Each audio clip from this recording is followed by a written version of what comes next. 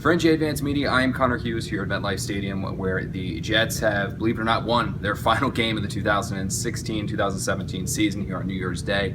A 30-10 victory over the Buffalo Bills, who proved to be not as bad as the Jets are, or worse than the Jets are, even though the Jets are pretty bad at football. Anyway, season review, culprits is what we're going to do today. Not going to focus too much on the stars in a meaningless football game, but really just the nuts and bolts of this season and who's responsible for it. So the end of season yearly review, 3 culprits for this year's Jets 5-11 season. Culprit number 3, we're going to go with Jets general manager Mike Maccagnan. Now, you look at this Jets roster, it's got holes, and Maccagnan is the guy who is in charge of putting the roster together. So when you have a guy who's in charge of putting the roster together, he struggles putting the roster together, that falls on him. So when you talk about re-signing Ryan Fitzpatrick, you talk about the ineptitude of the secondary, that all falls on Maccagnan's shoulders, so he is culprit number 3.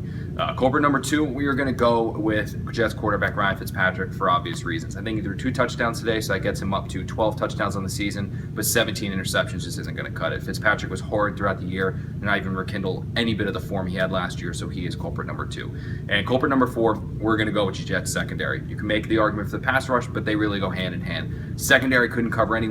That didn't allow the pass rush to get there, and as a result, the Jets were pretty bad. So your 3 culprits for this dreadful 2016 season, we're going to go GM Mike Maccagnan, Ryan Fitzpatrick, and then the Jets secondary.